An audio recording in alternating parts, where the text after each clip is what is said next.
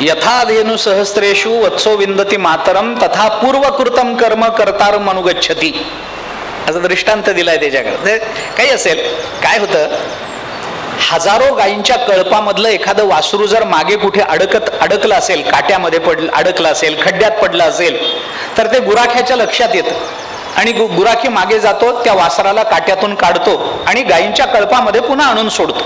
ते वासरू बिचारं घाबरलेलं असतं, आईपासून वेगळं झालेलं, काट्यामध्ये अडकलेलं, खड्ड्यामध्ये पडलेलं, सगळे आपले पुढं निघून गेलेत, आपण एकटे राहिलो, घाबरलेलं असतं, बिथरलेलं असतं. मग ते आपल्या परत कळपात आलं की ते थोडं मोकळं होतं, पण आईची ओढ लागलेली असते ना, घाबरलेलं असतं, ते आईकडे जातं.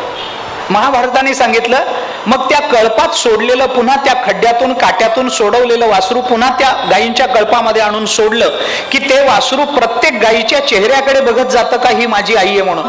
नाही. ते जसं हजारो गायींमधून बरोबर आपल्या आईच्या स्तनाला जाऊन लागतं ना, तसं आपण केलेलं कर्म तोंड बघून येत नाही, ते बरोबर आपल्या उरावर येऊन बसत असतं, ते इकडं तिकडं बघतच नाही. महाभारताने दृष्टांत हा द्या. गंमत काय आपण बघा ना, मी थोडीशी सूक्ष्मता सांगून हा विषय संपवून पुढे जातो. अहो, जुळ्या मुलांमध्ये जुळी मुलं असतील ना, तर एक वेळ आई फसेल पण कर्म फसत नाही. आई फसेल, हा राम आहे का श्याम आहे तिला ओळखता येणार नाही, राम म्हणून श्यामलाच दोनदा आंघोळ झाले. आई फसेल, पण श्यामचं कर्म रामनी भोगलंय आणि रामचं कर्म श्यामनी भोगलंय, असं आत्तापर्यंत कधी घडलेलं नाही. आई फसेल जन्मदात्री, पण कर्म फसत नाही. इतकं ते कर्म कर्त्याशी बांधलेलं असतं आणि मग ते भोगावं लागतं. ते कसं भोगावं लागेल, काय करावं लागेल, हा प्रश्न स्वतंत्र आहे. पुष्कळ विचार आहे त्याचा. हा विचार का महत्वाचा आहे? कारण असं आहे, मी हे कशा करता, मी कर्माचं महत्व सांगणार आहे, परंतु हे महत्व मी का सांगतोय की आम्ही जर या कर्माच्या गुंत्यामध्ये अडकलो ना, तर आम्ही याच्यातून कधीच बाहेर पडू शकणार नाही आणि आम्हाला याच्यातून बाहेर पडायचंय. कारण याच कर्माच्या गुंत्यामध्ये आम्ही किती जन्मापासून अडकलेलो आहोत याचा हिशोब आमच्या जवळ नाही आहे. किती जन्म झाला फेरा गणित नाही, जी दातारा म्हणतात तुकाराम महाराज. किती वेळेला आम्ही हे कर्म करायचं, किती वेळेला याच्यात अडकायचं. आम्हाला सुटलं पाहिजे, पण आम्ही सुटू शकत नाहीये, कारण ते कर्म इतकं सूक्ष्म आहे, ते आम्हाला फल दिल्याशिवाय राहत नाही. आणि ते फल देताना हा नियम आहे की कर्म आणि कर्मफल याच्यातलं अंतर जसं वाढत जातं ना, तसं ते कर्मफल तीव्र होत जात असतं. हा नियम आहे कर्मफलाच्या बाबतीत. आम्ही काल केलेलं कर्म आज भोगू तर ते तेवढं तीव्र नाहीये, पण आम्ही लहानपणी केलेलं कर्म म्हातारपणी भोगू तर ते तीव्र आहे. आम्ही पुढच्या जन्मी भोगू तर ते अधिक तीव्र आहे. मग ते चांगलं कर्म असेल किंवा वाईट कर्म असेल. म्हणून आपल्याकडे ही म्हण प्रचलित झाली आहे, नेकी कर कुवे में दाब. माणसानं चांगलं वागावं, विसरून जावं. का? कारण ते ज्या वेळेला कालांतरानं फलद्रूप होईल त्यावेळेला ते अधिक तीव्रपणानं आपल्या जवळ येईल. म्हणून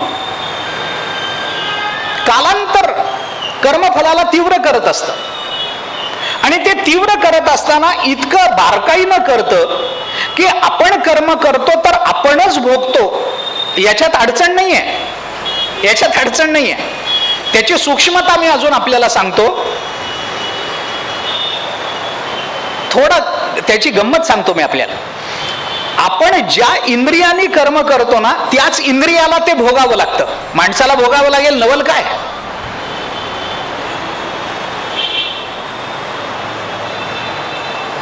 एखाद्या माणसाला अपघातामध्ये एखाद्याची करंगळीच तुटते, एखाद्याचा हात मोडतो आणि एखादा त्यांच्या बाजूलाच बसलेला असतो, पण त्याला खर्चटतही नाही. काय संगती लावाल आपण? कर्म ही त्याची संगती आहे. ती कशी लावायची हा प्रश्न वेगळा आहे. आता आपल्याकडे तेवढा वेळ नाहीये ते सगळं विस्तारानं सांगायला. अपघातामध्ये एखादा डोळा गेला, अपघातामध्ये एखादा पाय गेला, का बाबा ती शिक्षा त्याच पायाला का मिळावी? तर ते त्याची संगती आहे. ते राजस्थानामध्ये केशवानंद नावाचे एक संत होऊन गेले. त्यांचं एक वचन आहे, भाषा ती राजस्थानी आहे, पण त्याच्यामधून त्यांनी एक घटना सांगितली आणि त्या घटनेमध्ये एक एक कथा आहे, एक घटना, सामान्य घटना आहे, ती कुणाच्याही जीवनामध्ये घडू शकेल अशी घटना आहे. पण त्या घटनेचं तात्पर्य त्यांनी फार चांगलं काढून दिलंय. सगळंच मला सांगता येणार नाही, पण जेवढं महत्वाचं आहे तेवढं सांगतो. सगळं पाठही नाही मला. काय झालं, एक घटना घडली. उन्हाळ्याचे दिवस. एक पांथस्थ रस्त्याने चालला होता. दुपारची वेळ होती. त्याला भूक लागली, तहान लागली. इकडे तिकडे त्यांनी बघितलं, एक आमराई होती. पाडाला आंबा लागला होता. त्याला वाटलं आंबा चांगला लागलाय, भूक लागली आहे, जावं एखादा आंबा तोडावा, खावा, भूक भागेल, तहान भागेल, पुढे जाऊ. तो गेला. त्याने एक दगड फेकून मारला, एक पाडाचा आंबा खाली पडला. खाली पडल्यावर तो गेला, आंबा उचलला, आंबा खाल्ला. आणि तो आंबा खात असतानाच त्या बागेचा, आमराईचा मालक धावत तिथे आला, कारण बऱ्याच दिवसापासून ते आंबे चोरीला चालले होते. तो शोधात होता. तो धावत धावत तिथं आला. याला बघितलं, त्याला वाटलं हाच रोज आंबे चोरतोय, म्हणून त्याला पटकन असं पकडलं मागून, खांद्याला पुढून आला, खांद्याला पकडलं, 2 थोबाडीत ठेवून दिले. तो पांथस्थ म्हणाला, माझी काही चूक नाही, म्हणून तो पांथस्थ रडायला लागला. अशी एक सामान्य घटना आहे जी कुठेही घडू शकते. पण ही घटना ज्या पद्धतीनं मांडली गेली ना, ती पद्धत फार अलौकिक आहे. ते काव्य फार सुंदर आहे. ऐका, भाषा तिकडची आहे. माझ्या उच्चारामध्ये काही जर दोष असेल तर मला सांगा.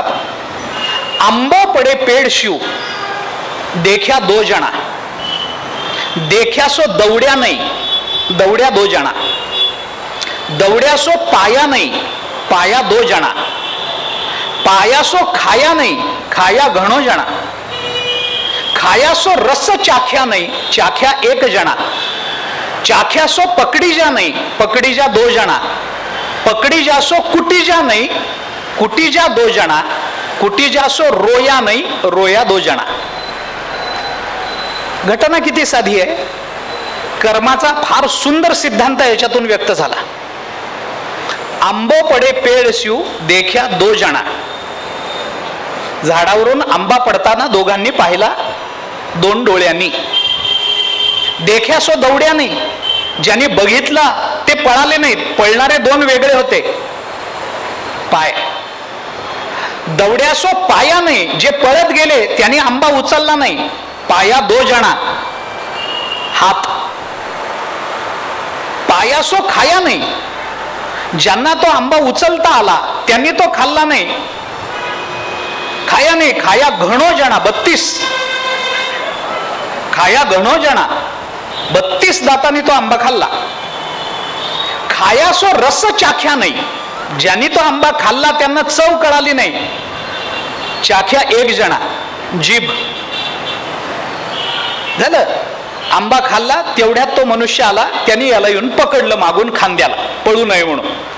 खाया सो पकडी जा नाही, पकडी जा 2 जना, ज्याने खाल्ली तो आंबा, जिने खाल्ला ती पकडली गेली नाही, पकडले गेलेले 2 खांदे वेगळेच होते. पकडी जा सो कुटी जा नाही, कुटी जा 2 जना, ज्याला पकडलं त्याने मार नाही खाल्ला, मार खाणारे 2 वेगळे होते, गाल. कुटी जा सो रोया नाही, ज्याने मार खाल्ला ते रडले नाहीत, रोया 2 जना, डोळे. अर्थ काय, ज्यांनी आंबा पडलेला पाहिला, पाहण्याचं कर्म ज्यांनी केलं त्यांनाच रडण्याचे भोग भोगावे लागले. हा मुद्दा आहे. म्हणजे ज्या इंद्रियाकडून ज्या इंद्रियाकडून कर्म घडतं त्याच इंद्रियांना ते फल भोगावं लागतं, असा एक सूक्ष्म संकेत आहे. मला हे सगळं का सांगायचंय आपल्याला, की कर्माचे हे नियम हे अबाधित नियम आहेत. या नियमामध्ये परिवर्तन करण्याचा कुणालाही अधिकार नाही आहे. केलेलं कर्म भोगावं लागेल की नाही, याच्यात लोकसभेत कितीही मोठी सभा झाली तरी हा कायदा बदलता येत नाही.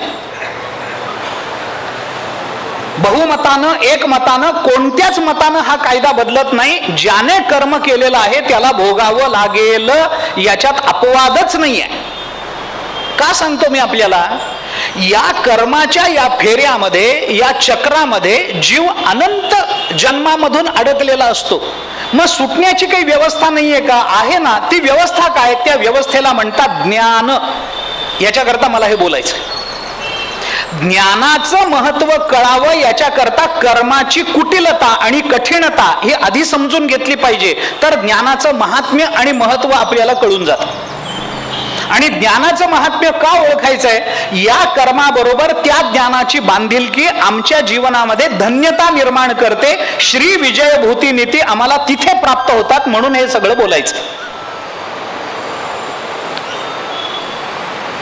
आता कर्माचा विचार आपण पाहिला, त्या कर्माच्या बंधनातून सोडवणारं ज्ञान आहे, इथपर्यंत आपण आलो. म्हणजे कर्माचं महत्व आहेच आहे, कारण कर्म केल्याशिवाय जीव राहूच शकत नाही. कर्म न करता जीव नाहीच आहे. त्याला तर जन्माला आल्यापासून मरेपर्यंत कर्म करणं आहेच आहे. आणि त्या कर्माचं, कर्म केलं की कर्माचं बंधन आहे, त्या बंधनातून सोडवणारं ज्ञान आहे, मान्य आहे.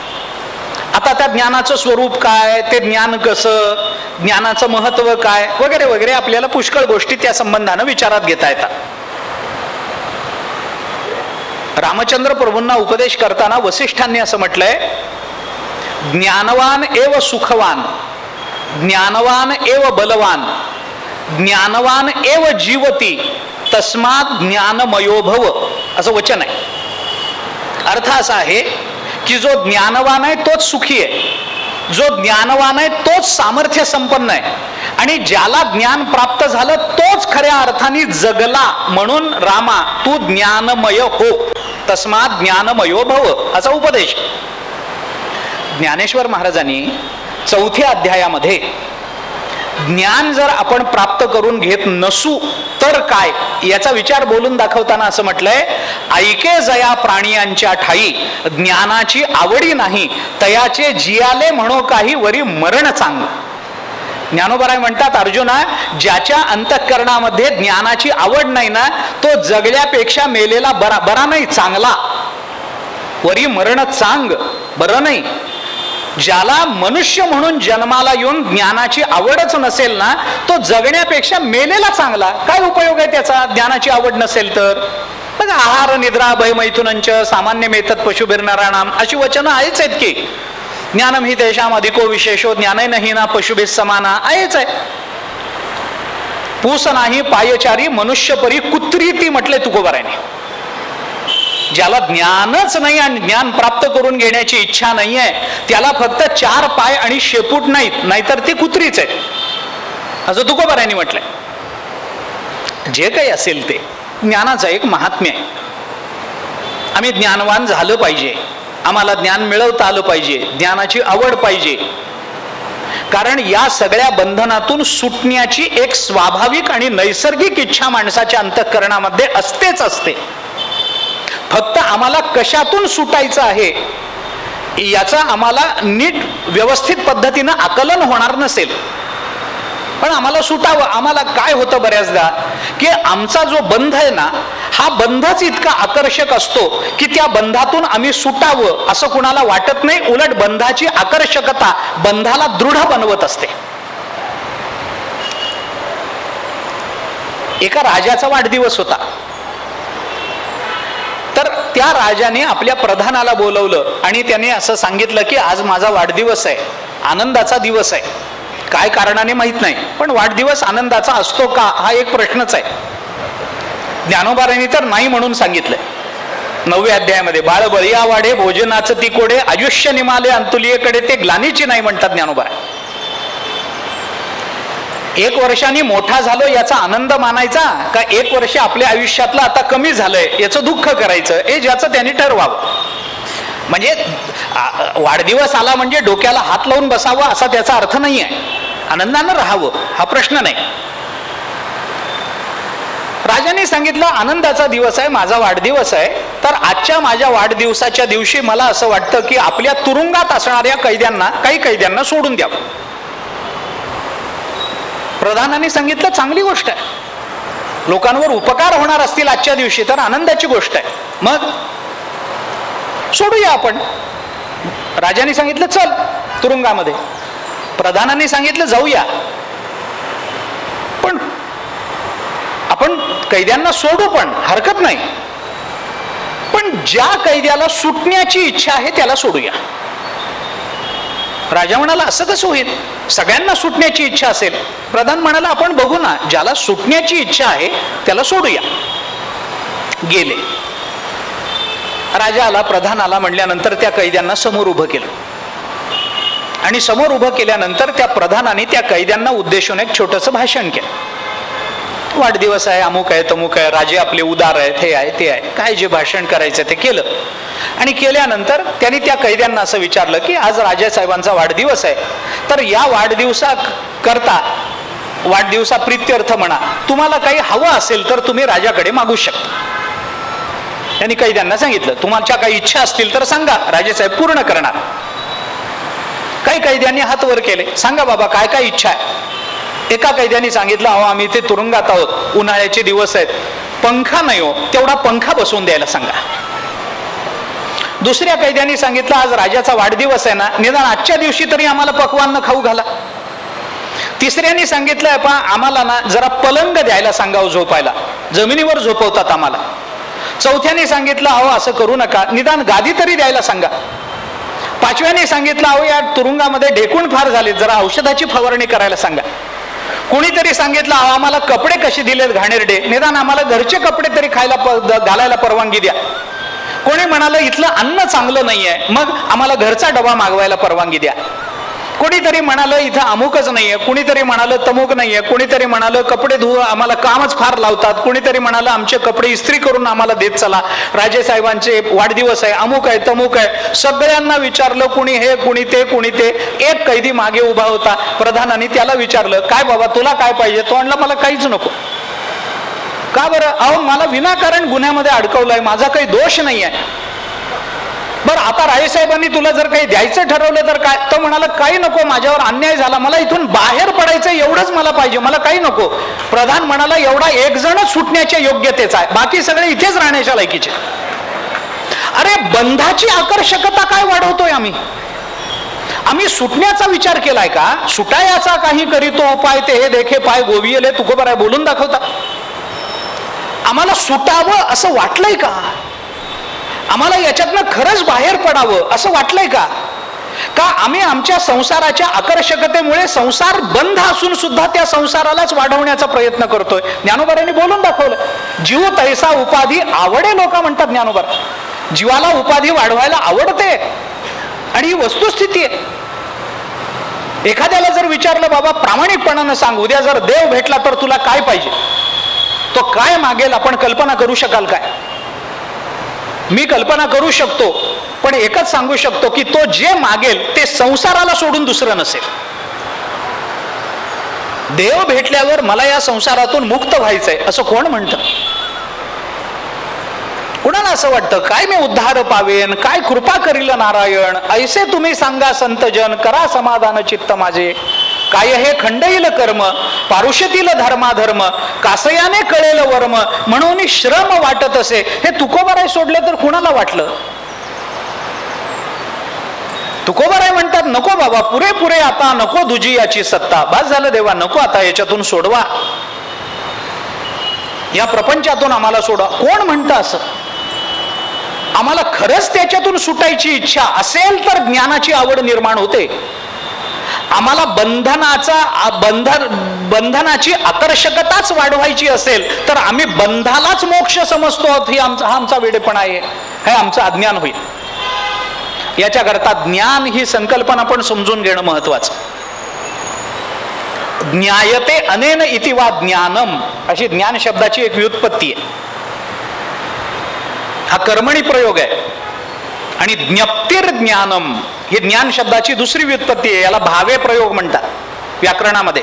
एक कर्मणी प्रयोग आहे, एक भावे. आपण संस्कृत जर पाहिलं असेल किंवा काल म्हटल्याप्रमाणे जर शाळेत शिकलेलं आठवत असेल, जो माझा तुमच्या बुद्धीवर आणि स्मरणशक्तीवर प्रचंड विश्वास आहे, हे मी काल बोलून दाखवलंय आपल्याला. हे जर आपल्याला आठवत असेल तर बघा, कर्मणी प्रयोग कधी वापरतो आपण, भावे प्रयोग कधी वापरतो आपण. ज्ञप्तिर ज्ञानम हा भावे प्रयोग आहे. ज्ञायते अनेन इति वा ज्ञानम. ज्ञायते कर्मणी प्रयोग केला तर ते वृत्ती ज्ञान होतं, भावे प्रयोग केला तरच ते स्वरूप ज्ञान होतं, वगैरे वगैरे वगैरे. ते काय वेदांतामध्ये आणि त्या व्याकरणाच्या खोलात शिरायला नको. रात्रीच्या वेळेला फार वेदांत सांगू नये या मताचा मी खरंच सांगतो. फार विनाकारण त्या गोंधळात पडू नये माणसाने. जाऊ द्या. ज्ञान ही एक संकल्पना, ती समजून घेतली पाहिजे. ज्ञान काय करतं? सोडवतं. सोडवतं म्हणजे काय करतं? सोडवतं म्हणजे काय करतं? ज्ञान सोडवत नाही, ज्ञान जाणीव करून देतं. कल्पनेची जाणीव होणं ही कल्पनेतून सुटका असते. थोडंसं अजून सोप्या भाषेत, स्वप्न स्वप्न म्हणून कळालं की खोटेपणा कळत जातो. स्वप्न जोपर्यंत खरं वाटत राहतं तोपर्यंत स्वप्नाचं बंधन असतं. स्वप्नातून एकदा जागा झाला की ते स्वप्न खोटं वाटतं, पण स्वप्न चालू असताना मात्र स्वप्न नेहमीच खरं वाटत असतं. ज्ञानोबांनी चिंतन केलंय. आम्हाला स्वप्न जोपर्यंत चालू आहे ना तोपर्यंत स्वप्न खरं आहे. एकदा स्वप्नातून आम्ही जागे झालो आणि स्वप्न आहे या स्वप्नाची स्वप्न रूपानं जाणीव झाली की ते स्वप्न खरं राहत नाही. मग मनुष्य म्हणतो अरे ते स्वप्न पडलं, ते काही खरं नाही. पण स्वप्न पाहत असताना निद्रिता चेवो नये तव स्वप्न साच होल आहे रज्जू नेणता सापाबी हे विस्मोकवण. ज्ञानोबा अनेक प्रमाण अनेक त्याच्याबद्दल विचार करता येते. कल्पनेची जाणीव ही कल्पनेची सुटका असते, कल्पनेतून सुटका असते. ही कल्पना आहे हे कळलं की ती कल्पना आम्हाला बद्ध करू शकत नाही. हा वेदांताचा मोठा सिद्धांत आहे. मला आता तो फार विस्तारानं सांगता येणार नाहीये.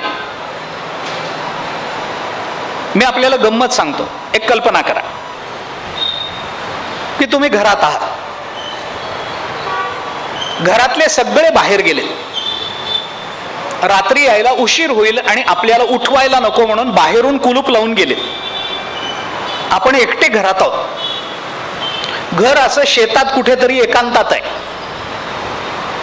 घरामध्ये फोन नाही आहे, मोबाईल नाही आहे. घराला एक मुख्य दरवाजा आहे, गच्चीवर वगैरे जायला जिना नाही आहे, मागचं वगैरे आजूबाजूला दार नाही आहे, खिडक्या सगळ्या पक्क्या केलेल्या आहेत आणि यायला उशीर होईल म्हणून घरातले सगळे घराला कुलूप लावून बाहेर निघून गेलेले आहेत. रात्री उशिरा येणार आहेत. आपण एकटेच घरात आहोत आणि अचानक घर पेटलं. वर जायला जिना नाही, मागून जायला दरवाजा नाही, पुढच्या दरवाजा समोरच आग लागलेली आहे. तिथंच रॉकेलची 4-5 पिपं भरून ठेवलेली आहेत. धडाधडा घर पेटलेलं आहे. कुणाच्या लक्षातही येणार नाही इतके आपण लांब आहोत. आरडाओरडा केला तर आजूबाजूला वस्ती नाही आहे. कुणाला कळवावं तर घरामध्ये मोबाईल नाही, फोन नाही, काही नाही आहे. आणि आपण अशा घरामध्ये अडकून पडलेलो आहोत. आपल्याला बाहेर पडायचंय पण सुटता येत नाहीये. मग बाहेर पडण्याचा मार्ग काय? काय केलं म्हणजे आपल्याला बाहेर पडता येईल? याला काय उपाय आहे? मी सांगतो आपल्याला उपाय. अशी जर परिस्थिती आली तर कसं बाहेर पडायचं? काय केलं म्हणजे बाहेर पडता येईल? काही करू नका, कल्पना करणं बंद करा. एवढंच करा. आपण सुरुवातीला मी काय म्हटलं आपल्याला, कल्पना करा की आपण घरात आहोत, कल्पना करा आपण घर पेटलंय, कल्पना करा घरात कोणी नाहीये, कल्पना करा अमुक अमुक झालंय, कल्पना. आम्ही कल्पनेनेच बद्ध झालो. अविद्या कल्पना येणे झाला जीव मायोपाधी शिव भोगी जेल. एकनाथ महाराजांच्या हरिपाठात आहे. वाया मन हे नाव एरवी कल्पनाची सावे जयाचे निसंगे जीवदशा वस्तू कल्पना. ज्ञान काय करतं? ज्ञान आम्हाला सोडवतं. म्हणजे काय करतं? ज्ञान आम्हाला नेहमी वस्तुस्थितीची जाणीव करून देतं आणि वस्तुस्थितीची जाणीव ही कल्पनेचा बाध असतो आणि कल्पनेचा बाध म्हणजे आपला मोक्ष असतो.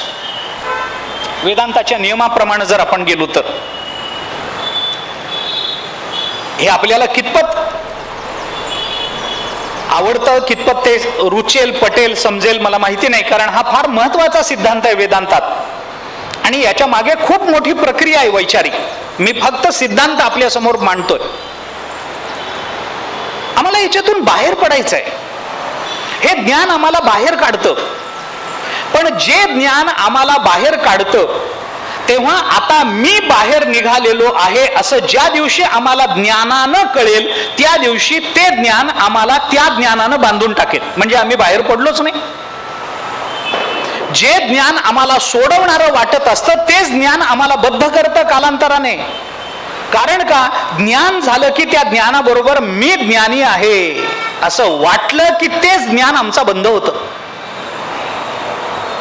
याच्याकरता म्हणून ज्ञानेश्वर महाराजांनी शब्द वापरले, ज्ञातृज्ञेया विहीन नुसधेची जे ज्ञान. फार बारकावा आहे ज्ञानोबारांच्या बोलण्यामध्ये, सैद्धांतिक दृष्टीनं महत्वाचं आहे. कशा करता हे सगळं सांगणं चालू आहे? कर्मात आम्ही अडकतो, ज्ञान आम्हाला सोडवतं. पण ज्ञान सोडवतं म्हणजे काय करतं? ज्ञान सोडवतं म्हणजे काय करतं? ज्ञान आम्हाला आमची जाणीव करून देतं. आम्ही कोण आहोत हे आम्हाला समजवून देतं. एकदा आम्ही कोण आहोत हे कळालं की मग आम्हाला बाकीचे सगळं समजून घेणं ही अवघड गोष्ट नाहीये. विचार आहे त्याच्या मागे, सोडून द्या. एक कर्म आहे, एक ज्ञान आहे. त्या ज्ञानाचं स्वरूप काय आहे? ज्ञानोबाराने ज्ञान या संज्ञेच्या अनेक लक्षणांचा विचार ज्ञानेश्वरीमध्ये आला. आपण 7वा अध्याय बघा, 13वा अध्याय बघा, 15वा अध्याय बघा, किती ठिकाणची प्रमाण मी आपल्याला सांगू या संबंधामध्ये. 5वा अध्याय बघा, 4थ्या अध्यायामध्ये ज्ञानाचा श्रद्धावान लभते ज्ञानम तत्पर संयतेंद्रिय, तिथं ज्ञानाचा विचार पहा. 4थ्या अध्यायामध्ये ते ज्ञान पैगा बरवे जरी मनी आथी आणावे, तिथं ज्ञानाचा विचार पहा. तया तेची गिवसी तर ज्ञान पावे निश्चित तया माझी अचुंबित शांती असे. 4था अध्याय बघा. जाणीव जेथ नरिये, 7वा अध्याय. जाणीव जेथ नरिये विचार मागुता पाऊली निघे, तर्क आयणी निघे अंगी जयाच्या अर्जुना तया नाव ज्ञान. येर प्रपंच ते विज्ञान तेथ सत्य बुद्धी अज्ञान हे ही जाण. तेथ अज्ञान अवघे हरपे विज्ञान निशेष करपे, ज्ञान ते स्वरूपे होवोनी जाईजे. 7व्या अध्यायाचा प्रारंभ आहे. दुसऱ्याच श्लोकावरचं भाष्य आहे ज्ञानोबारांचं. हे ज्ञान जिथं जाणीवेचा प्रवेश नाही, जिथं तर्क मागच्या पावलानं बाहेर निघून जातो. तर्क वेगळा असतो, ज्ञान वेगळं. तर्कावर ज्ञान अवलंबून नाहीये, पण ज्ञानावर तर्क अवलंबून ठेवला तर तर्काला प्रतिष्ठा आहे. असं आहे. तर्क करायला परवानगी नाहीये असं नाहीये, तर्क सगळ्यांनीच करावेत, पण त्या तर्काला ज्ञानाचं अधिकरण पाहिजे तर उपयोग आहे. ते ज्ञान. आता या ज्ञानाच्या अधिकरणावरती ज्या वेळेला आम्ही कर्म करू त्या वेळेला ते कर्म आम्हाला बंधनात टाकत नाही. नुसतंच मी कर्म करत राहीन, कर्म बांधून टाकतं. नुसतंच ज्ञान संपादन करण्याचा प्रयत्न करीन, त्याच्यामध्ये यथार्थता येत नाही. कर्माची जोड ज्ञानाला का द्या? कारण कर्म जर आम्ही करत राहू आणि त्या कर्मामध्ये जर निष्कामता येत राहील तर त्या निष्काम कर्माचरणामुळे आमचं अंतःकरण शुद्ध होईल आणि शुद्ध झालेल्या अंतःकरणातच ज्ञानाचा उदय होतो. अशुद्ध अंतःकरणात ज्ञान प्राप्त होत नाही. पाणी जर घाणेरडं असेल तर त्याच्यामध्ये पडणारं प्रतिबिंब शुद्ध आहे असं कसं म्हणता येईल? त्याच्यामध्ये पडणारं प्रतिबिंबही मलिनच आहे. पण पाणी जर शुद्ध असेल तर त्या शुद्ध आणि स्थिर पाण्यामध्ये पडणारं प्रतिबिंब जसं शुद्ध असतं तसं शुद्ध आणि स्थिर अंतःकरणामध्ये ज्ञानाचा उदय होत असतो. अशुद्ध अंतःकरणाला ज्ञान प्राप्त करून घेता येत नसतं. या सगळ्याच्या पलीकडे जाऊन अजून एक संकल्पना मला मांडायची आहे, ती मी आजच्या समारोपात मांडून पुढे जाणार आहे, म्हणजे उद्या मला त्याचा विस्तार करायला संधी आहे. हे ज्ञान आहे, ते ज्ञान शुद्ध अंतःकरणात. शुद्ध अंतःकरण कशाला होईल? कर्माने होईल. कोणतं कर्म? निष्काम कर्म. आता निष्काम कर्माचरण ही एक स्वतंत्र संकल्पना आहे. कर्माची अगतिकता आम्हाला जोपर्यंत निष्कामतेच्या भूमिकेवर नेत नाही तोपर्यंत ते कर्म करणं याच्यात मानवी जीवनाच्या धन्यतेची बीज सापडत नाही. माझं वाक्य मोठं झालंय पण आपण पुन्हा ते लक्षात घ्या. मानवी जीवनाच्या धन्यतेचं बीज कशात आहे तेही बघितलं पाहिजे. त्याच्याकरता प्रारंभ कुठून आहे? कर्मातून आहे. लोकेस्मिन द्विविधा निष्ठा पुरा प्रोक्ता मया नघ ज्ञान योगेन सांख्यानाम कर्म योगेन योगिनाम. गीता. भगवान अर्जुनाला बोलता दोनच योग, दोनच गोष्टी, ज्ञानयोगेन आणि कर्मयोगेन. दोन, कर्मयोग आणि ज्ञानयोग, या दोन्हीचा समन्वय पाहिजे. याच्यातलं हे कर्म आमच्या ज्ञानाचं साधन झालं पाहिजे. कर्माची गरज आहे, कर्म महत्वाचंही आहे आणि ज्ञानही महत्वाचं आहे, पण महत्व दोन्ही पैकी कशाला आहे तर ज्ञानाला आहे. ज्ञान किती आहे? सूक्ष्म आहे. कर्म किती आहे? आयुष्यभर आहे. आयुष्यभराचं कर्म असेल, प्रश्न तो नाहीये. ज्ञान क्षणाचं असेल, पण क्षणाचं ज्ञान आयुष्यभराचे कष्ट दूर करून टाकतं. ज्ञान आणि कर्म यांचा समन्वय पाहिजे.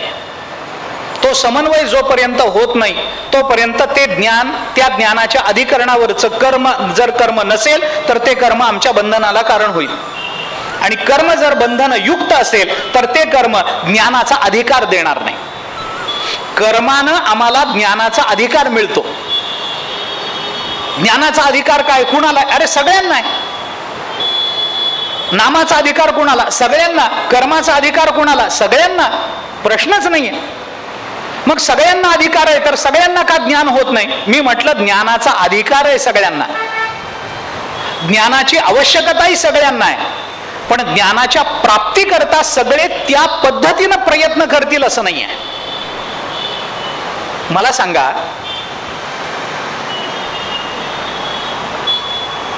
10वीच्या परीक्षेला बसणाऱ्या सगळ्या विद्यार्थ्यांना महाराष्ट्रात पहिलं येण्याचा अधिकार आहे की नाही सांगा? 12वीच्या 10वीच्या परीक्षेला बसणाऱ्या प्रत्येक विद्यार्थ्याला महाराष्ट्रात पहिलं येण्याचा अधिकार आहे की नाही? आहे. किती येतात? एकच येतो, एखादाच येतो.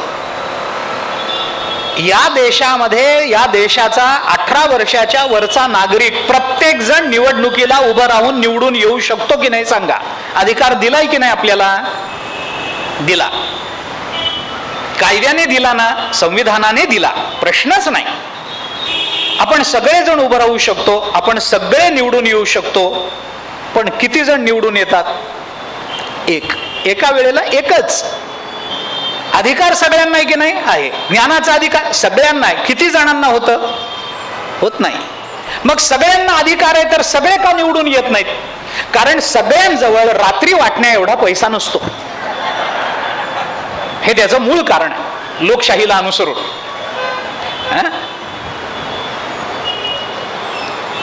काही कारण असेल की नाही त्याला? एखाद्याला सगळ्यांपासून वेगळं काढण्याकरता त्या एखाद्याच्या जवळ असणाऱ्या काही विशिष्ट गुणांचा आणि विशिष्ट अधिकाराचा विचार आपल्याला करावा लागेल की नाही? 10वीच्या परीक्षेला सगळेच पहिले येऊ शकतात परीक्षेला बसलेले, पण एखादा येतो का?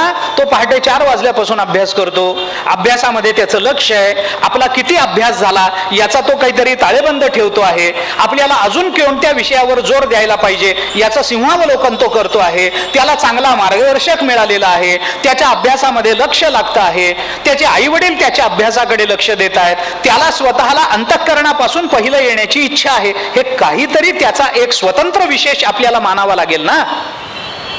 तसं ज्ञानाचा अधिकार कुणाला? अरे कोणी मुक्त होऊ शकतो या जगामध्ये? कोणालाही, कोणताही माणूस असो, कुठलाही असो, कसाही असो, त्याला मुक्त होण्याचा अधिकार आहे.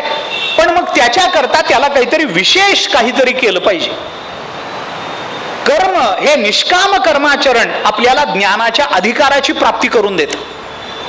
आणि अधिकारावर मग जेव्हा परिश्रम केले जातात, अधिकाराची प्राप्तीत जेव्हा परिश्रम केले जातात, तेव्हा ते परिश्रम हे आम्हाला एक आलंबनात्मक बनवून त्या आलंबनाशी एकरूप बनवून देऊ शकत असतात. तोपर्यंत नाही. हा जरा वेदांताचा विचार झाला. पण आम्हाला कर्म हे ज्ञानाचं साधन होतं, कारण कर्म अंतःकरण शुद्ध करून देतं. आणि त्या ज्ञानाच्या भूमिकेवर, त्या ज्ञानावर आरूढ झाल्यानंतर आम्ही जे कर्म करतो ते कर्म हे काहीतरी महत्व बाळगून राहतं. कर्म आणि ज्ञान यांचा समन्वय असावा लागतो. समन्वय असावा लागतो. त्याच्यात महत्व कशाला द्यायचं आणि कशाला नाही हा प्रश्न सुरुवातीला गौण असतो. मी एक उदाहरण सांगतो. एका कारखान्यामधलं एक यंत्र बंद पडलं. कारखाना होता, यंत्र बंद पडलं. बंद पडल्यामुळे त्या कारखान्याची निर्मिती, प्रोडक्शन थांबून गेलं. मग कारखान्याचा जो मालक होता, त्या मालकाने आपल्या कारखान्यातले जे कोणी तज्ज्ञ असतात, त्याच्यातले अभितंत्रज्ञ किंवा ज्याला मराठीमध्ये इंजिनियर्स असं म्हणतात, त्यांना बोलावलं आणि त्यांना सांगितलं की हे यंत्र सुरू करायचं आहे, प्रयत्न करा. मग ते सगळे त्याला झटले. कुणी हे करतं, कुणी ते उघडून बघतं, कुणी अमुक करतं, कुणी तमुक करतं, हेच खराब झालं का, तेच खराब झालं का, हे बदलून बघा, ते बदलून बघा. 15 दिवस झाले. हे काय 5-25 सगळे इंजिनियर्स त्याच्यावर प्रयोग करत होते, यंत्र काही सुरू होईना. 15 दिवस कारखाना बंद आहे. मालकाला परवडावं कसं? शेवटी तो म्हणाला, तुम्हाला आता 15 दिवस मी तुम्हाला दिले, उपयोग होत नाही, याच्यातला कोणी तज्ज्ञ असेल तर आपण बोलवून घेऊ. म्हणून त्याचे काही मित्र वगैरे होते मुंबईसारख्या मोठ्या शहरामध्ये, त्यांनी तिकडे फोन वगैरे लावले. त्यातला एक तज्ज्ञ त्याला भेटला. ये बाबा, ये इकडे ये. त्याला बोलावून घेतलं. तो बिचारा आला आणि आमचं असं असं बघूया. गेले, यंत्र वगैरे सगळं त्यांनी तपासलं, बघितलं. म्हणाले, हे आमचं यंत्र बंद पडलंय, महत्वाचं यंत्र आहे, त्यामुळे सगळी निर्मिती थांबली, तर हे यंत्र सुरू करायचं. आमचे इंजिनियर्स झटत होते, पण 15 दिवस झाले यश आलं नाही. तो म्हणाला, मी बघतो. त्यांनी ते सगळं यंत्र तपासलं. बघितल्यानंतर काय त्याला करायचं होतं ते सगळे काय त्यांनी चाचण्या केल्या, सगळं केलं, बघितलं. मालकाने विचारलं, सुरू होईल का? तो म्हणाला, हा होईल. किती दिवस लागतील? तो म्हणला, किती दिवस कशा करता, किती वेळ लागेल? तो म्हणला, 1-2 मिनिट लागतील. 2 मिनिट? अरे 15 दिवस गेलेत. तो म्हणाला, हो 2 मिनिटं पुरतील. मालकाला बरं वाटलं. तो म्हणाला, मग चांगली गोष्ट आहे, तुम्हाला काय पाहिजे? याला काही साधनं लागतील का तुम्हाला दुरुस्त करायला? तो म्हणाला, काही नाही, एक हातोडा लागेल. एक हातोडा लागेल. ठीक आहे, त्याला एक हातोडा आणून दिला. त्याने तो हातोडा घेतला आणि त्या यंत्राच्या एका विवक्षित ठिकाणी जोरदार एक घाव घातला आणि घाव घातल्याबरोबर यंत्र सुरू झालं. आनंद वाटला, मालकाला बरं वाटलं, छान झालं, सगळं झालं, सगळ्यांना आनंद वाटला, सगळं झालं. नंतर मालकाने त्यांना विचारलं, तुम्हाला पैसे किती द्यायचे, याची फी द्यावी लागेल ना, तुम्ही आमचं यंत्र सुरू केलं, तुम्ही याच्यातले तज्ज्ञ आहात, तर याचं काहीतरी तुम्हाला मोबदला द्यावा लागेल, फी द्यावी लागेल. किती? तो म्हणाला, 1000 रुपये द्या. मालक म्हणाला, 1000 का? अहो तुम्ही फक्त एक हातोडा मारलाय, त्याला 1000 रुपये असतात का? एक हातोडा मारायला 1000 रुपये? कुठला हिशोब लावला? त्याने सांगितलं, तुम्हाला हिशोब कळाला नाही. मग तो म्हणला, काय एक हातोडा मारायला 1000 रुपयाला? आमच्या कीर्तनामध्ये पखवाज वाजवणारे हातोडे मारून बेजार होतात, त्यांना कोणी पैसे देत नाही बिचाऱ्यांना. एक हातोडा मारायला एक 1000 रुपये कसे घेतात? तो म्हणाला, मालक तुम्हाला हिशोब कळाला नाही. मग काय हिशोब आहे? तो म्हणाला, हातोडा मारायला मी 1 रुपया घेतलाय, पण तो हातोडा कुठे मारायचा या ज्ञानाकरता 999 रुपये. म्हणजे इथले सगळे इंजिनियर्स हातोडे मारत होते, पण त्याच्याने यंत्र सुरू झालं नाही, कारण कुठं मारावं याचं त्यांना ज्ञान नव्हतं. आणि याच्याजवळ ज्ञान होतं, पण हा मुंबईला होता, तिथं जर त्याने हातोडे मारले असते तर उपयोग झाला नसता. त्यामुळे याच्याजवळ ज्ञान आहे, यांच्याजवळ कर्म आहे, पण या दोन्ही स्वतंत्र गोष्टींना मूल्य राहत नाही ना. या दोन्ही गोष्टी एकत्रित आल्या पाहिजेत, तर त्याला कुठेतरी महत्व येतं. हे ज्ञान आणि कर्माचा हा समन्वय आमच्या जीवनामध्ये आनंद निर्माण करू शकतो. हा मुद्दा.